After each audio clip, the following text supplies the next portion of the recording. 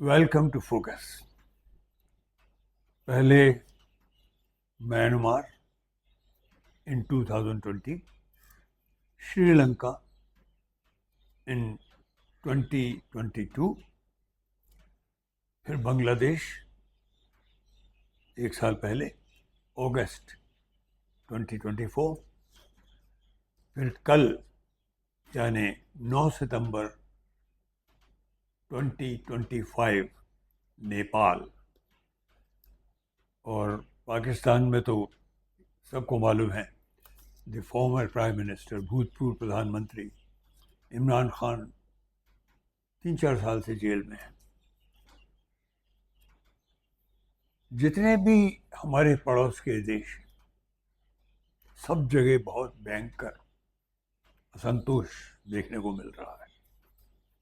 सिर्फ भूटान बचा है, वो भी हमारा पड़ोसी है, वो बिल्कुल शांत है।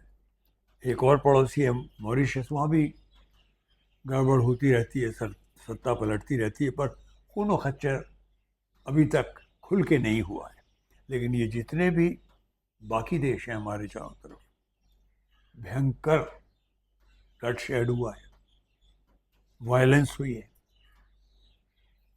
और नेपाल में तो कल ही होके चुका है। वहाँ के जो प्रधानमंत्री हैं वो कल भागे, उन्हें बचा करके ले जाया गया हेलीकॉप्टर से। यही बांग्लादेश में हुआ था शेख हसीना के साथ पिछले वर्ष 5 अगस्त को। और नेपाल के जो फाइनेंस मिनिस्टर हैं उन्हें तो सड़क पे पीटा गया कल। एक और मिनिस्टर हैं, उनके कपड़े फाड़ दिए, नंगा कर दिया उनको। हर तरफ हिंसा हिंसा हिंसा। हमारा जो उपमहाद्वीप है, द इंडियन सब continent is on A keg of powder, जैसा कि अंग्रेजी में कहावत है। विस्फोट के पाउडर के ऊपर बैठा हुआ है। ये सब क्यों हो रहा है? क्या वजह है इन सब के पीछे? हर जगह कहीं ना कहीं सरकारों का या सरकार चलाने वाले लोगों का जो सिलसिला है, जो उनका गंतव्य है या उनके इरादे हैं, उनमें खोट है।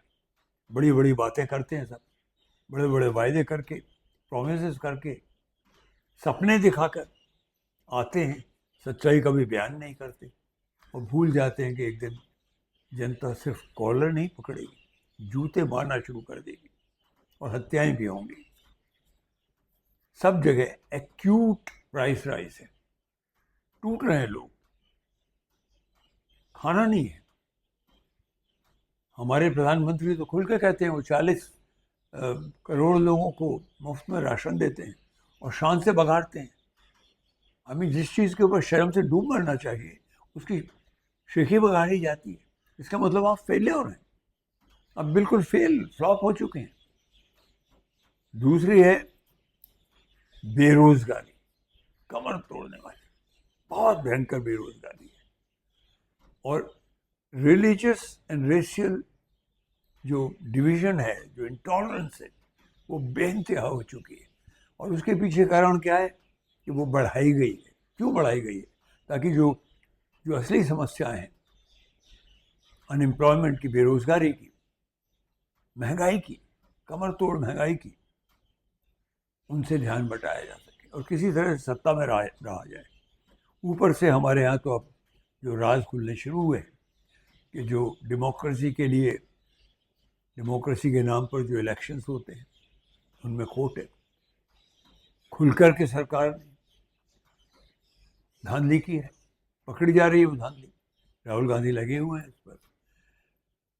ये सब भूल जाते हैं कि none of us lives in an island, कि हम चुपके से अपने बचे हुए रह जाएंगे, क्योंकि जो हो रहा है वो सबको पता चलता है और इसका असर आपके बिजनेस पर और ज़्यादा पड़ता है, because we are not an island.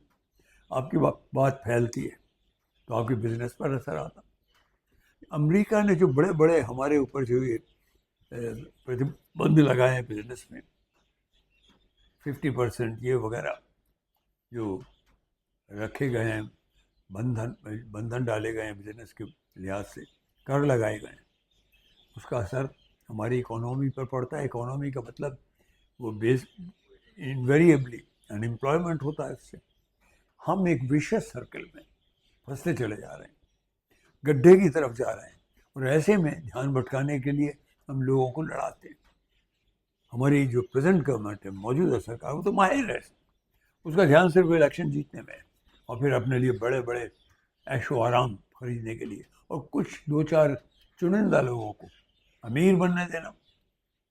उनके पास समथिंग लाइक 90% जो हमारा धन है, जो वेल्थ है हमारे कंट्री की, वो सिर्फ 2-3 परिवारों की, 3-4 परिवारों के पास।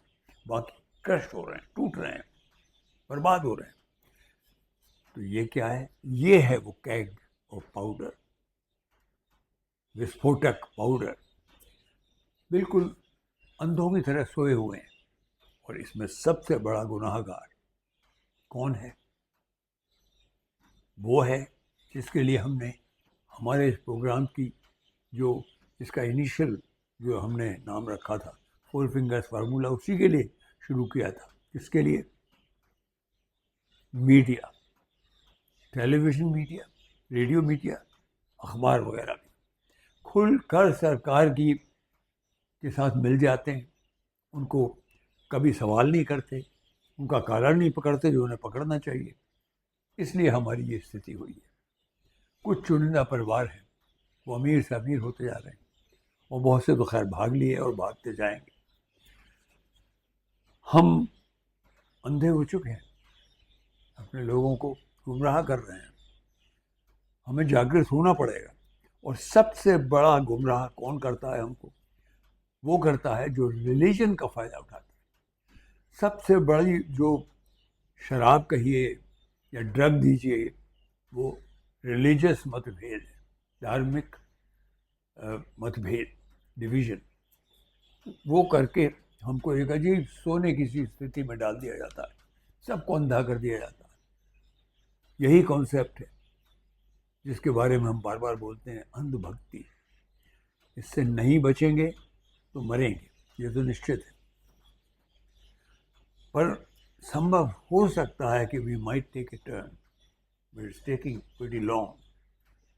हमारे कुछ नेता सड़क पर उतर रहे हैं, जागृति ला रहे हैं, जगा रहे हैं लोगों को। और मुझे लगता है हमें खुद भी जिम्मेदारी के साथ, क्योंकि इनडायरेक्टली तो हम भी मीडिया ही हैं, हमें ईमानदारी के साथ बात रखते रहना चाहिए, लोगों की आंखें खोलते रहना चाहिए, बिकॉज इसमें हमारी खुद की ज़िंदगी शामिल है।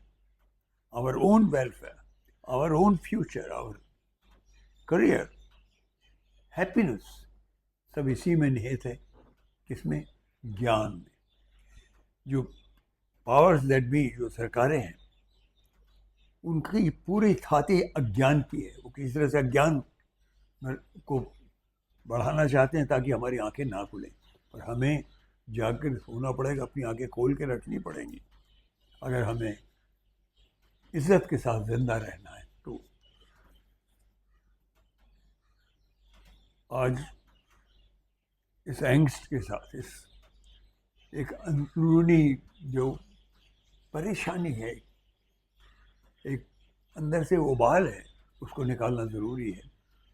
क्योंकि वो उबाल मेरा अपना नहीं है, अकेले का नहीं है, वो उन सब का है जो मेरे गिर्द हैं, मेरे चारों तरफ, हम सब के गिर्द है। यही पर्पज़ है हमारे इस प्रोग्राम का, जिसका नाम अब हमने फोकस कर दिया, because we want to draw your attention with focus, absolute focus. अगर हमारी बात में कुछ सेंस है, सेंसिबिलिटी है, तो प्लीज़ हमारे चैनल को ज़रूर सब्सक्राइब कीजिए, बल दीजिए हमें, और शेयर कीजिए हमारे वीडियोस को, और अपने कमेंट से हमें फेवर कीजिए, रिच करिए हमें। तो आपके कमेंट से हमें हिम्मत भी मिलेगी और मार्गदर्शन भी मिलेगा।